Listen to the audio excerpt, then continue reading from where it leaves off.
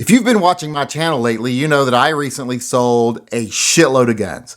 Got rid of a lot of the guns I either just don't use anymore or never really used to begin with. And the reason I sold them is I got a little bug up my ass to buy something really nice. Something I actually can't afford unless I sell off a bunch of other stuff. Now, I did a video the other day talking about what I sold and teasing what I got. And a lot of people said, aha, you bought the Korth.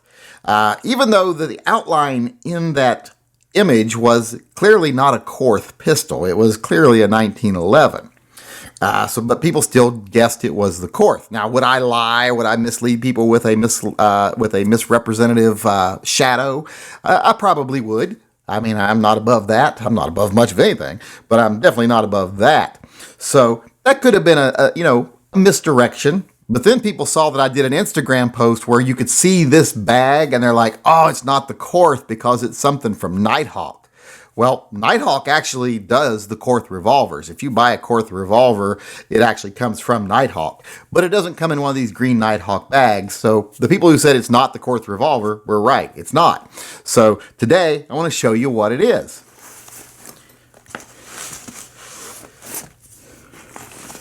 It is a Nighthawk Trooper.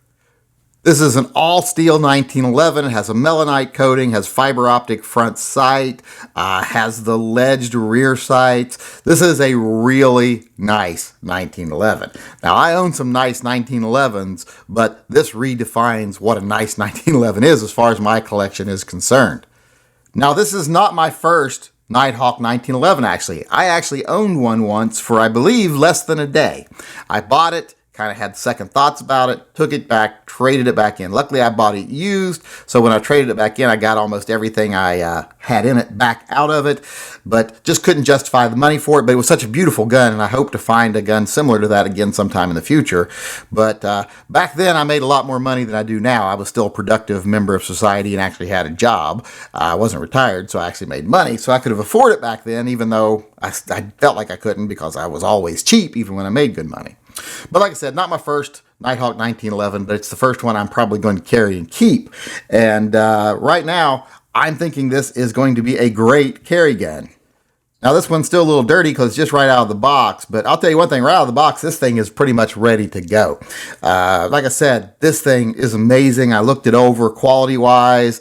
And I'll do a video later that compares the quality of like this gun to a Dan Wesson to show you what you're paying for when you pay the extra for this gun here. But right now, I just wanted to take a little time to show it to everyone, what it looks like, etc. And I did want to make a couple of changes to it. This one came without a magwell. This is one of their least expensive guns, so there's no magwell on it. And it's got a black plug here with a stainless bushing. I don't like when the bushings and the plugs don't match, so I'll put a stainless plug in there. Now, I did have to make sure to get one for the thick bushing because this is the thick bushing. I love the thick bushings. So I'm going to replace that, and I'm going to put a different magwell on it, or actually put a magwell on it, and then this gun will be ready to go.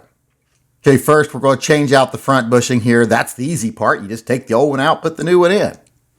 And you will notice it is a little thicker there because, like I said, this is for the thick bushing.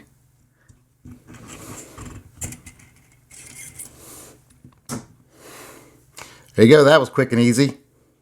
It's just personal preference, but I really like that much better. I like the fact that it matches. I don't like when they don't match. Now I'm going to change out the mainspring housing to put the magwell on there. That was very tightly fit. Now we got to get the mechanism out of the old housing here.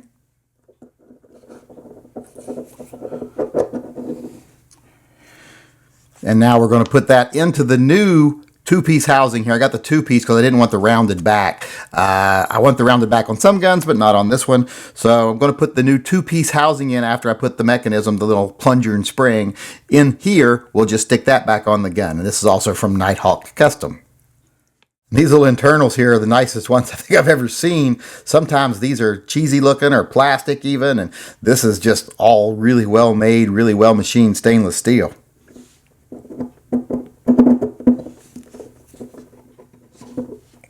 Springy in there. This is really easy to do for anyone out there that is kind of nervous about changing out a mainspring housing or adding a magwell. Super easy to do. Okay, the changes are complete. The front end matches up. Got the same color bushing and the same color plug. I got the magwell on there. Like I said, this is purely cosmetic, and it's up to you. If you like the looks of them not matching, that's fine. If you like the looks of them matching, it's easy to change out. Now, magwell is something I consider to be essential on my 1911s, just simply because it makes it so much easier for me to reload the magazines. So I like having a magwell. Won't run a gun without one. Now, eventually I want to add an ambi-safety to this gun, because an ambi-safety is always something I think you should have on a 1911 also, in case you have to use your weak hand. But can't afford one right now from Nighthawk. Now, normally I would put like another maker on there that I could get cheaper, but since this is a nice gun, such a really nice gun, I want to stick to Nighthawk parts. That's why I use the Nighthawk magwell, the Nighthawk bushing, and these were really tight fits, like way tighter than most 1911s I work on, so I'm really glad I got the Nighthawk part, and I'm sure it's probably going to be the same thing up here. So once I get the ambi-safety, I'll put it on there, but for now, these are the major changes I'm going to do. And like I say, you know, they're up to you. If you like them, you like them. If you don't, you don't. But now I am going to do one other change that I know people are not going to like. It's going to piss people off. Now, I would love to say I am sorry if it offends you, but I don't like to say things that don't mean. I really don't give a fuck if you like it or not. But I am going to do one more change to this gun really quickly. And there you have the final change. I bet a lot of you guessed it. My obligatory, or at least almost obligatory, Frank Castle or Punisher grips. These ones are from Lock Grips. They have the little raised Punisher here. It's in black, so it's very subtle. I could have went with the white on this gun, but I went with just the black to keep the whole gun very subtle. I will probably eventually change this magwell to stainless steel just to give it a little bit more of a balance, because it's got kind of the stainless steel up here and then the aluminum silver trigger. And then I'd like to have stainless steel down here. But for now, it's going to be just like it is right here. Now, for those of you who are like, oh, another Frank Castle grip. You know, I've been a Frank Castle fan. I've been a Punisher fan since most of the people who watch this channel were just a tickle in their daddy's balls.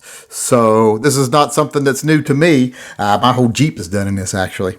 So there you have it. This is the final look. Well, not final, because like I said, I do want to put this to stainless steel eventually. But for now, this is what she's going to look like as I carry her soon. I'm going to take her out and get a little time at the range with it, and then pretty soon this will be in my holster. It is, like I've said already, my new Nighthawk Trooper.